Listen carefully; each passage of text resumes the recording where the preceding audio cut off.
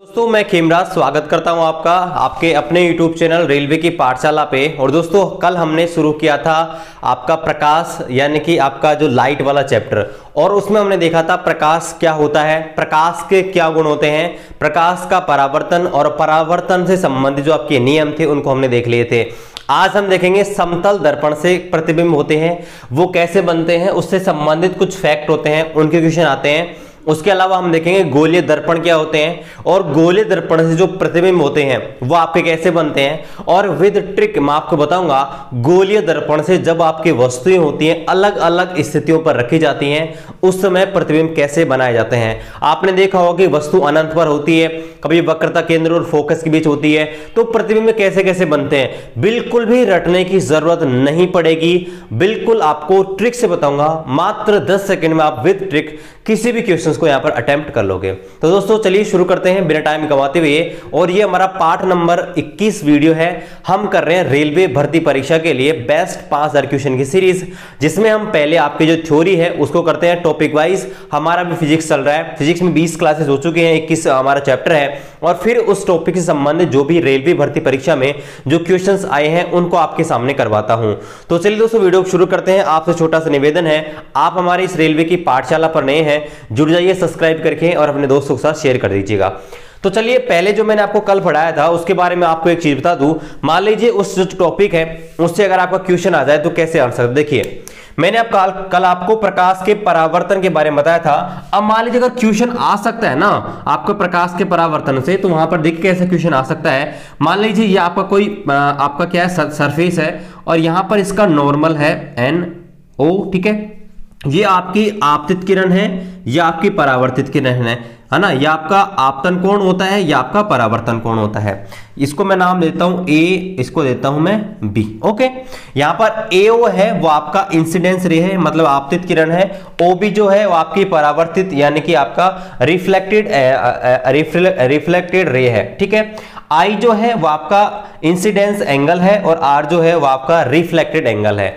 अब यहां पर क्वेश्चन है वो सिंपल सा एक क्वेश्चन बन सकता है। क्या देखिए, आपको पता होना चाहिए कि ये जो एंगल होता है ये एंगल वो आपका 90 डिग्री होता है। ये देखिए ये पूरा, ठीक है।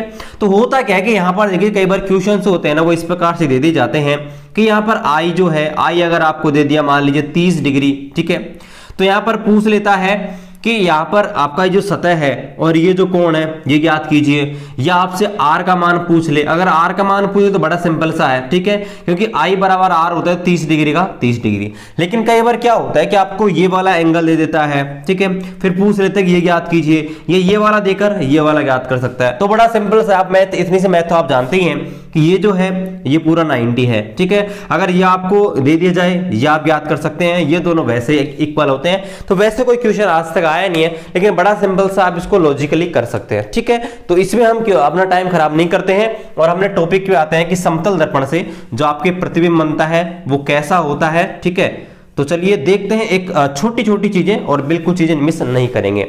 तो पहले तो मैं आपको बता दूं कि प्रतिबिंब होता क्या है, ठीक है, यानी कि प्रतिबिंब होता क्या है, आपका इमेज जो होती है वो होती क्या है। तो देखिए कोई भी ऑब्जेक्ट जब होता है, कोई वस्तु जब होती है, जब उसको हम कांच में यानी कि मिरर में देखते हैं, दर्पण में देखते हैं, तो हमको उसकी फोटो दिखाई देती है। आप रोज अपना चेहरा कांच में देखते होंगे और अपनी फोटो आपको दिखाई देती होगी। तो जो फोटो है, जो वर्चुअल फोटो हमको दिखाई देती है कांच के अंदर, जैसे आप मेरे को इस समय देख रहे हो, अब मैं आपको ओरिजिनल तो नहीं दिख रहा ना, मेरी सिर्फ एक इमेज है आपको दिख रही है, ठीक है। मैं ओरिजिनली आपके फोन में तो नहीं हूं, लेकिन मेरी वीडियो है वो आपको दिख रहा है। तो जो वीडियो है ना यही आपके क्या है, रिफ्लेक्शन है ना। इसी को आपका बोलते हैं कि ये आपका एक प्रकार से इमेजनरी है, ठीक है, मतलब एक्चुअल में तो मैं नहीं हूं लेकिन वर्चुअली तरफ से मैं आपके पास पहुंच रहा हूं, ठीक है। तो ये आपका होता है समतल दर्पण, आपका रिफ्लेक्शन, आपका जो मैं आपको बता रहा था इमेज, ठीक है, कि इमेज क्या होती है। तो देखिए इमेज होती है जब किसी दर्पण, आप अपने आप को किसी दर्पण में देखते हैं तो हमको जो अपनी छवि दिखती है, जो फोटो दिखती है, उसे हम क्या बोलते हैं, इमेज। तो चलिए अब हम देखते हैं कि समतल दर्पण से परावर्तन जो होता है प्लेन मिरर से, ठीक है, प्लेन मिरर से जो आपका रिफ्लेक्शन होता है वो कैसे कैसे होता है। देखिए पहली बात तो आपको एक चीज ध्यान रखनी है, समतल दर्पण में जो बना हुआ प्रतिबिंब है, समतल दर्पण होता है, प्लेन मिरर होता है, उसमें जो आपकी इमेज बनती है, ठीक है, उसमें जो इमेज बनती है वो दर्पण के पीछे की ओर बनती है। पहली बात कहां बनती है? दर्पण के पीछे की ओर। कहां? दर्पण के पीछे की ओर। और कितनी दूरी पर बनती है? ये जो क्वेश्चन है बड़ा इंपॉर्टेंट है, तो आपको ध्यान रखना है समतल दर्पण में यानी कि आपके प्लेन मिरर में आपका जो प्रतिबिंब बनता है, इमेज जो बनती है, दर्पण के पीछे उतनी ही डिस्टेंस पर बनती है, उतनी ही दूरी पर बनती है जितनी दूरी पर हमने उस वस्तु को रखा गया है। मान लीजिए ये जो बोर्ड है इसको आप थोड़ी देर के लिए एक मिरर मान लीजिए। अगर मैं इससे यहां पर मान लीजिए ये मैंने 2 फीट की दूरी पर खड़ा हुआ हूं, ठीक है, 2 फीट की दूरी पर मैं खड़ा हुआ हूं, तो मेरी जो इमेज है इस दर्पण में पीछे की ओर 2 फीट की दूरी पर बनेगी, ठीक है। इसका कहने का मतलब ये है, यानी कि आप डेली आप जो अपना चेहरा देखते हो तो जितनी दूर आप जो मिरर होता है उससे दूर खड़े रहोगे, आपकी जो इमेज है वो भी उतनी ही दूरी पर आपकी बनेगी, ठीक है। पहला आपको फैक्ट है, याद हो गया, ठीक है। चलिए इसके बाद बात करते हैं कि आपका ये जो इमेज बनती है, ठीक है, जो समतल दर्पण से जो इमेज बनती है वो ध्यान रखना आभासी होती है, वर्चुअल होती है।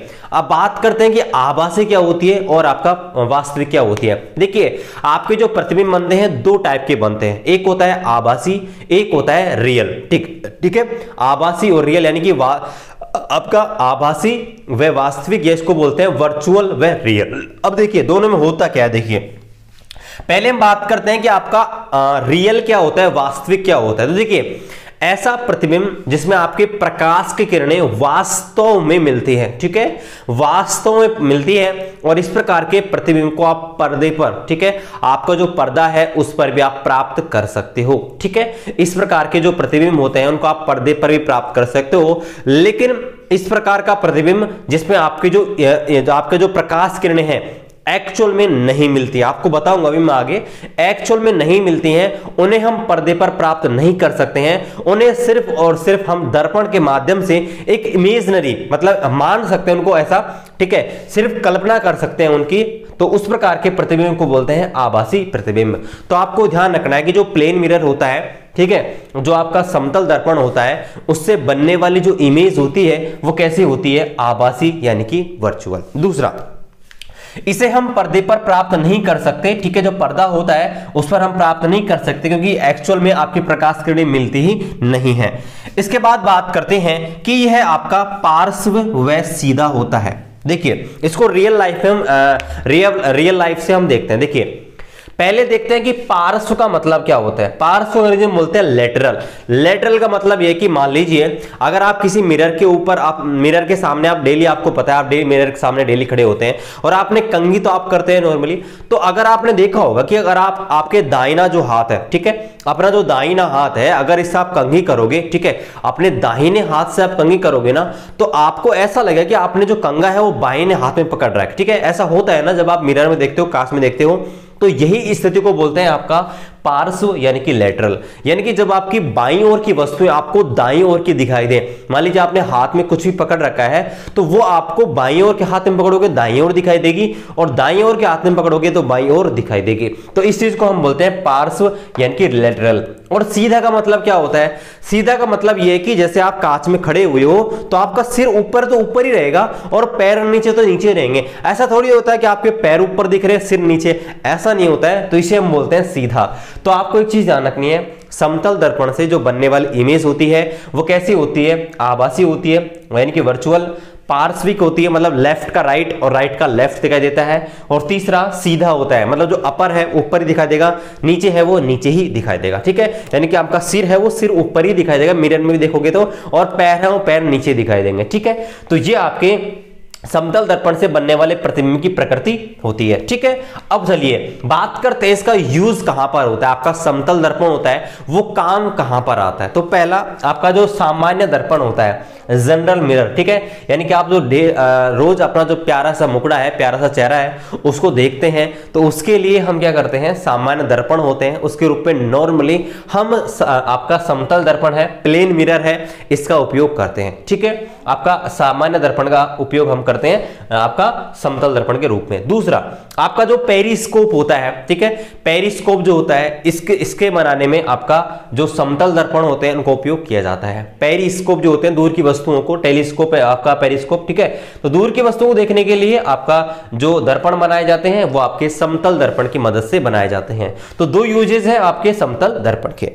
अब आपको समतल दर्पण के बारे में कुछ फैक्ट है आपको ध्यान रखने हैं, कौन कौन से, और ये जो फैक्ट है बड़े इंपॉर्टेंट है, यहां से आपके क्वेश्चंस आते हैं अच्छे अच्छे, ठीक है। देखिए पहला फैक्ट नंबर 1 है यहां पर कि अगर कोई व्यक्ति है समतल दर्पण के सामने खड़ा हुआ है, ये जो क्वेश्चन है बहुत बार आया है, यदि कोई व्यक्ति समतल दर्पण के सामने खड़ा हुआ है और वह अपनी पूरी फोटो उस कांच में देखना चाहता है, मान लीजिए मेरी हाइट है वो 5 फीट 10 इंच है, ठीक है, तो मैं अगर किसी मिरर में अपनी फोटो देखना चाहता हूं, ठीक है, तो मेरी जो मिनिमम आपकी जो मिरर है, ठीक है, उसकी जो मिनिमम हाइट होनी चाहिए ना, है ना, मिनिमम हाइट वो कितनी होनी चाहिए, वो आपकी होनी चाहिए 2 फीट आपके होनी चाहिए, ठीक है। आप इसको आधा कर लीजिए, ठीक है, 5 फीट और 10 इंच है, इसको आप आधा करेंगे तो ढाई फीट प्लस आपका 5, ठीक है, यानी कि आपका 11 हो जाएगा, 211, ठीक है, ये आपका 211 हो गया, ठीक है। तो मतलब मान लीजिए मेरी जो हाइट है वो आपके 6 फीट की है ना, तो अगर मैं अपना दर्पण में अगर मेरी पूरी की पूरी फोटो देखना चाहता हूं ऊपर से नीचे की, तो मुझे जो हाइट चाहिए मिनिमम कितनी चाहिए, 3 फीट की चाहिए, इससे आप समझ लीजिए, ठीक है। यानी कि जितना भी आपका है हाइट उससे आपका कम से कम आधा साइज का मिरर होना चाहिए, तभी आप अपनी जो पूरी बॉडी है उसको मिरर में देख सकते हैं, ठीक है। पहला फैक्ट आपको पता होना चाहिए, जो क्वेश्चन है बहुत बार आता है, यदि कोई व्यक्ति है अपनी पूरी फोटो समतल दर्पण में देखना चाहता है तो उस दर्पण की जो साइज है, लेंथ है, लंबाई है, कितनी होनी चाहिए, कम से कम आपकी जो जितना भी आपका बॉडी है उसका आधा, हाफ आपकी लंबाई होनी चाहिए। दूसरा फैक्ट देखते हैं कि ठीक है, पहला देख लिया। दूसरा है यदि कोई व्यक्ति समतल दर्पण में लंबवत किसी भी चाल से या तो दर्पण के पास आए या दर्पण से दूर आता है तो उसे अपना जो प्रतिबिंब है वो दोगुनी चाल से दिखता है। कैसे, मान लीजिए मैंने यहां पर कोई मिरर लगा रखा है, अगर मैं इस मिरर के लंबवत परपेंडिकुलर अगर मैं यहां पे इससे पास आता हूं या इससे दूर जाता हूं तो ऐसा लगेगा मिरर में कि मैं इससे डबल रफ्तार से यहां पर इससे दूर जा रहा हूं या इससे पास जा रहा हूं, ठीक है, ये आपको ध्यान रखना है। अगर 90 डिग्री से यानी कि लंबवत अगर कोई व्यक्ति आपके मिरर से पास आए या मिरर से दूर आए तो ऐसा लगता है कि वो 2x स्पीड से चल रहा हो, ठीक है। इसके बाद अगला फैक्ट देखते हैं, ठीक है, कि आपतित किरण को अगर स्थिर रख दें तो दर्पण को 0 डिग्री घुमाने पर, वो 0 नहीं थीटा डिग्री घुमाने पर परावर्तित किरण है वो आपके 2 थीटा डिग्री घूम जाती है। इसको समझिए, इसका मतलब ये है कि मान लीजिए ये आपकी कोई सरफेस है और यहां पर इसका नॉर्मल है, ठीक है, अगर यहां पर कोई आपतित किरण है वो यहां पर आ रही है ना, तो अगर आपने ये जो मिरर है एम डैश या एम एन आप मान लीजिए, अगर इस मिरर को आपने किसी भी एंगल पर घुमा दिया, ठीक है, मान लीजिए इस किसी भी एंगल पर आपने घुमा दिया तो जिस एंगल पर आप घुमाओगे ना उसका डबल, मान लीजिए ये आपका आई है ना, तो अगर आपने इसको ऐसे घुमा दिया जितने डिग्री कोण पर घुमाओगे तो ध्यान रखना कि ये जो आर बनेगा ना, आपका जो आर बनेगा मतलब आपका जो परावर्तित किरण बनेगी, मतलब आपका रिफ्लेक्टेड रे, वो इससे बिल्कुल डबल घुमी हुई आपको मिलेगी। मतलब जितना थीटा आप घुमाओगे, जो ये मिरर है इसको आप जितना डिग्री घुमाओगे, आपकी जो ये वाली किरण है, ये वाली प्रकाश किरण, वो बिल्कुल इससे दोगुना, मतलब जितना थीटा पर घुमाओगे उससे दोगुनी आपके घूमती है। ये भी आपको ध्यान रखना, बड़ा इंपॉर्टेंट फैक्ट है। इसके बाद में अगला जो फैक्ट है वो तो आपका बहुत ही इंपॉर्टेंट है और इससे बहुत सारे क्वेश्चंस आपके आते हैं, ठीक है, कि आपके यदि 2 दर्पण है, 2 समतल दर्पण है और इनको हमने पास रख दिया, ठीक है, तो बताइए आपस में कितने आपके टोटल कितने रिफ्लेक्शन बनेंगे, कितनी इमेज बनेगी। यानी कि 2 समतल दर्पण है, इनके बीच प्रतिबिंब की संख्या कैसे निकाले, सीधा सा फॉर्मूला होता है 360 बटे थीटा -1। मान लीजिए 2 समतल दर्पण है, उनको हमने, मैं आपको छोटा सा एग्जांपल यहां पर करवा देता हूं, साइड में क्वेश्चन है आपको दिख रहा है, ओके दिख रहा है। मान लीजिए 2 आपके समतल दर्पण, 2 प्लेन मिरर है, उनको हमने 30 डिग्री की दूरी 30 डिग्री कोण पर एक दूसरे को व्यवस्थित कर दिया है।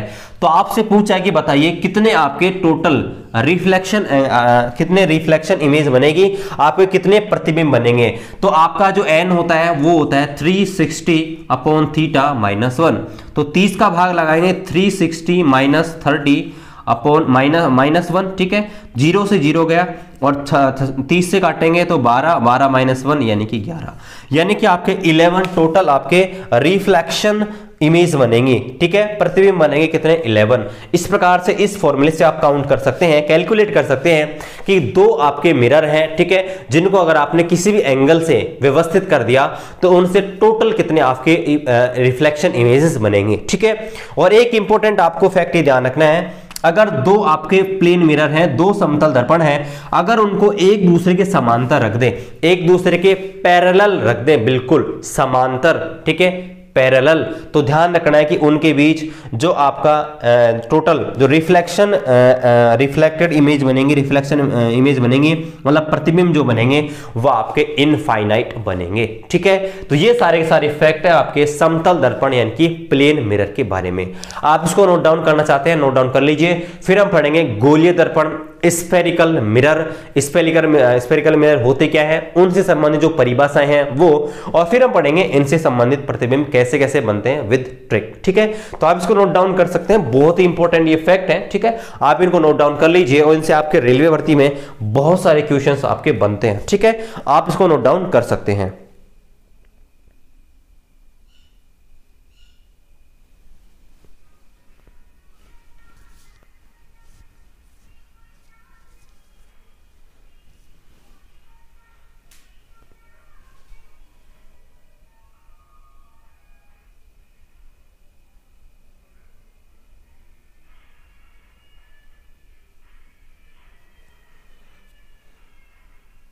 दोस्तों तो अब हम बात कर लेते हैं गोलीय दर्पण यानी कि स्फेरिकल मिरर के ऊपर। ये दोस्तों होते क्या है, अब दोस्तों होता यह है कि आपके समतल दर्पण तो आपने देख लिया था, उसी प्रकार से आपके एक दर्पण होते हैं जिनको हम बोलते हैं गोलीय दर्पण।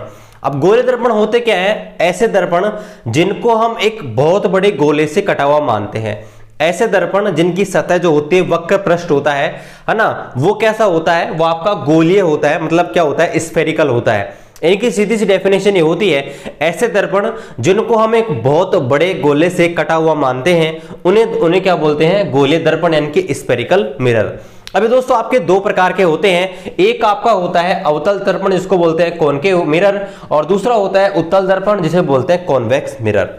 अब इनकी क्या पहचान होती है, कौन सा आपका अवतल होता है, कौन सा उत्तल, याद रखना है, भूलना बिल्कुल नहीं, आप कंफ्यूज हो जाते हो। मैं चीजें आपको जो बताऊंगा वो आपके लेंस में जाकर उल्टी हो जाएंगे, तो आपको चीज ध्यान रखनी है, बिल्कुल भी आपको भूलना नहीं है। देखिए आपका जो अवतल दर्पण होता है ना, अवतल दर्पण, इसमें क्या होता है कि जो बाहर की सतह होती है, आउटर जो आपकी सतह होती है, ठीक है, जो बाहर की सतह है, इस पर आपके पॉलिश की जाती है। और आपको एक ध्यान रखना है कि आपके दर्पण जब बनाए जाते हैं तो दर्पण बनाते समय जो पॉलिश की जाती है वो किसकी की जाती है, चांदी की और एल्युमिनियम की। किसकी, चांदी की और एल्युमिनियम की, ध्यान रखना है, सिल्वर की और एल्युमिनियम की कोटिंग की जाती है, इनको परत रख जाते हैं एक सतह के ऊपर, और दूसरे भाग को आपका क्या रखा जाता है, आपका चमकीला रखा जाता है। तो देखिए तो आपका अवतल दर्पण होता है ना, इसके बाहर की ओर जो उभरा हुआ भाग होता है ना, इसके ऊपर तो आपके परत चढ़ा दी जाती है, पॉलिश कर दी जाती है, और जो अंदर वाला भाग होता है वो आपके परावर्तक का कार्य करता है। किसका काम करता है, परावर्तक का, रिफ्लेक्शन का काम करता है, आपको ध्यान रखना है। और इसकी दूसरी परिभाषा होती है अवतल दर्पण की, कि अवतल दर्पण में जो प्रकाश किरणें होती हैं वो जब इस मुख्य अक्ष, आगे बताऊंगा मुख्य अक्ष क्या होता है, मुख्य अक्ष के समांतर जब प्रकाश किरणें आती हैं तो वो परावर्तन के बाद एक्चुअल में यहां पर मिलती हैं। कहां पर मिलती हैं, एक्चुअल में यहां पर मिलती हैं, ये आपको ध्यान रखना है। यानी कि अवतल दर्पण से आपकी जो प्रकाश किरणें होती हैं एक बिंदु पर फोकसित होती है, एक बिंदु पर आती है, इसलिए इस वाले जो प्रतिबिंब होते हैं उनको बोलते हैं आपका अभिसारी दर्पण। क्या बोलते हैं, अभिसारी दर्पण इनको बोलते हैं, ये आपको ध्यान रखना है। अवतल दर्पण को अभिसारी, ठीक है, अभिसारी दर्पण भी कहते हैं। इसके बाद बात करते हैं उत्तल दर्पण की। उत्तल दर्पण में क्या होता है कि अंदर वाला जो भाग होता है उसके ऊपर पॉलिश कर दी जाती है, और जो बाहर वाला जो भाग होता है, उभरा हुआ भाग, वो आपके परावर्तक का कार्य करता है, रिफ्लेक्शन का काम करता है। और यही इसमें आपको एक चीज ध्यान रखनी है कि इस पर जब आपके प्रकाश किरणें इसके समांतर आती हैं, इसके पैरेलल जब आती हैं, तो पैरेलल आने के बाद वो एक बिंदु पर मिलती हुई दिखाई देती हैं, एक्चुअल में नहीं मिलती हैं। ये जो दर्पण होता है उत्तल दर्पण एक प्रकार से प्रकाश की किरणों को फैला देता है, डाइवर्जेंस कर देता है, ठीक है। ये आपको ध्यान रखना है, ये आपके प्रकाश किरणों को फैला देता है, डाइवर्जेंस करता है, इसलिए इस वाले दर्पण को आपका अपसारी दर्पण भी कहते हैं। क्या बोलते हैं? अपसारी दर्पण भी कहते हैं। लेंस में चीजें अलग हो जाएंगी, उससे मैं आपको बाद में बताऊंगा। तो ये आपके थे अवतल दर्पण और आपका उत्तल दर्पण, ठीक है। अब चलिए बात कर लेते हैं यहां पर दर्पण से संबंधित कुछ इंपॉर्टेंट फैक्ट के बारे में, ठीक है। यूज हम आगे देखेंगे दर्पण से प्रतिबिंब जब खत्म हो जाएंगे उसके बाद कि दोनों का यूज कहां होता है। फिलहाल हम देख लेंगे दर्पण से संबंधित कुछ महत्वपूर्ण परिभाषाएं होती हैं जिनको आपको पता होना चाहिए, कुछ महत्वपूर्ण डेफिनेशन होती हैं, और जो डेफिनेशन होती है ना इनके ऊपर ही आपके क्वेश्चंस बन जाते हैं। तो देखिए जो डेफिनेशन होती है वो आपके कैसे कैसे होती है। देखिए पहला आपकी होती है ध्रुव, यानी कि पोल क्या होता है। आपका लेंस, आपका जो मिरर होता है उनके पोल क्या होते हैं, इनके ध्रुव क्या होते हैं। तो देखिए मैं साइड में आपके अलग से जो मिरर है यहाँ पर बना देता हूं। पहला जो मिरर है मैंने यहाँ पर बना दिया, और जो दूसरा मिरर है मैंने यहाँ पे बना दिया, ठीक है। आपको दिख रहा है ना? ओके, ठीक है। एक छोटा एक बड़ा बने, कोई प्रॉब्लम नहीं है। तो देखिए यहां पर हम बात करते हैं पहले वाले मिरर के ऊपर, ठीक है। तो ये जो आपका मिरर है वो आपका है उत्तल, ठीक है। अगर इसमें अंदर की ओर से मैंने पॉलिश इसके अंदर कर दी तो ये बन गया आपका उत्तल, ठीक है। और अगर इसके अंदर बाहर वाली सतह पर अगर मैंने पॉलिश कर दी तो ये बन गया अवतल, और इंग्लिश भी मैं साथ में लिखता हूं, इसको आपका बोलेंगे कॉन्वेक्स, ठीक है, कॉन्वेक्स, और ये इसे बोलेंगे कॉनकेव, ठीक है।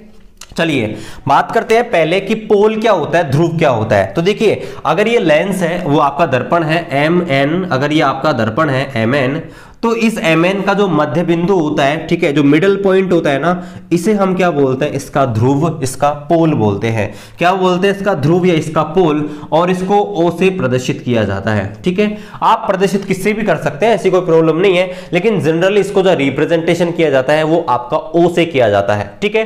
तो आपको ध्यान रखना कि पहला कि यहां पर आपका जो वक्रता केंद्र क्या होता है, तो वक्रता केंद्र क्या, आपका जो ध्रुव होता है वो क्या होता है कि mn, यानी कि इसका जो बीच का पॉइंट होता है किसी भी दर्पण का मध्य बिंदु, उसे हम बोलते हैं इसका जो पोल होता है वो, ठीक है। अब बात करते हैं वक्रता केंद्र क्या होता है, ठीक है। इसकी अंग्रेजी में देख लेता हूं, बोलते हैं आपका वक्रता केंद्र यानी कि कर्वेचर सेंटर। अब कर्वेचर सेंटर होता क्या है, देखिए तो आपका जो कोई भी आपका जो मिरर होता है, जिस मिरर को मतलब आपका कोई दर्पण होता है, जिस दर्पण को आपका जिस गोले से बना हुआ मानते हैं, आपको बताया था कि गोले दर्पण होते हैं उनको एक बहुत बड़े गोले से मिलकर बना हुआ मानते हैं।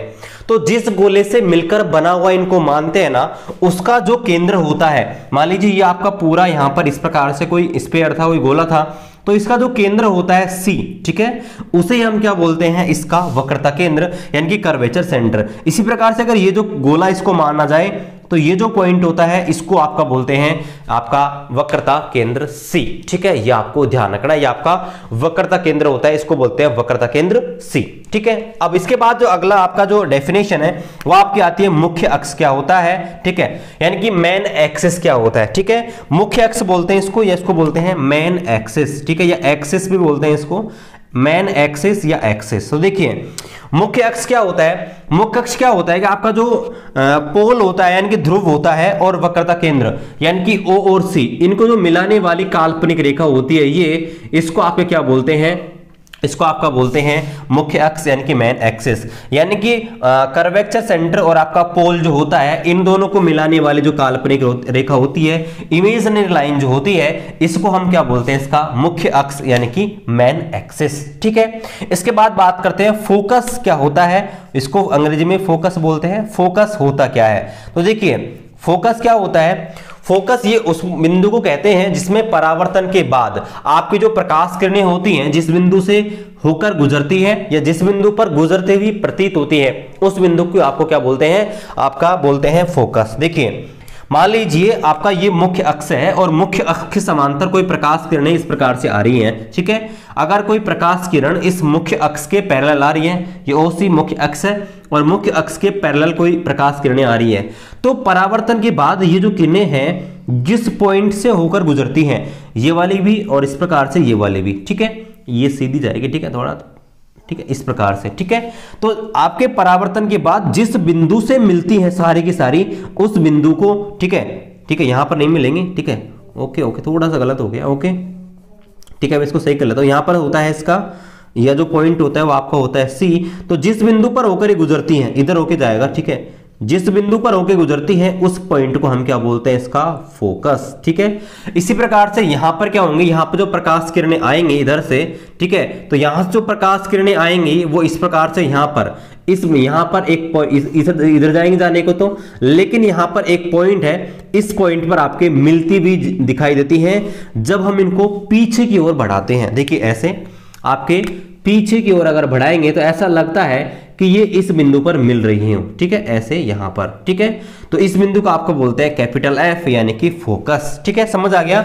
यानी कि मुख्य अक्ष के समांतर जो प्रकाश किरणें आती है, ये देखिए जो दो प्रकाश किरणें आ रही हैं, एक तो ये आ रही है, ठीक है, और एक प्रकाश किरण ये आ रही है। तो ये आप होती क्या है कि ये आपके प्रकाश किरण परावर्तन के बाद एक बिंदु पर गुजरती इधर होके, ठीक है। इसी प्रकार से ये वाली प्रकाश किरण इस बिंदु पर होकर गुजरती है, इस बिंदु को बोलते हैं इसका फोकस, ठीक है, फोकस का बोलते हैं मुख्य फोकस या फोकस, एक ही बात है। इसी प्रकार से यहाँ पर ये प्रकाश किरणें आएंगी जाएंगी इधर, क्योंकि डाइवर्जेंस होंगी, और इधर जाएगी ये डाइवर्जेंस होगी, लेकिन अगर इनको पीछे की ओर बढ़ाते हैं तो एक बिंदु पर मिलती हुई दिखाई देती है और उस बिंदु को बोलते हैं फोकस। तो आपको एक चीज ध्यान रखनी है कि अवतल दर्पण में जो प्रकाश किरणें होती हैं एक्चुअल में मिलती हैं, इसलिए यहां पर जो प्रतिबिंब बनेगा वास्तविक बनेगा, रियल बनेगा, आपको बताया था। लेकिन यहां पर आपके मिलती भी प्रतीत हुई है, इसलिए यहां पर जो प्रतिबिंब बनता है वो आपका आभासी बनता है, ठीक है, वर्चुअल बनता है।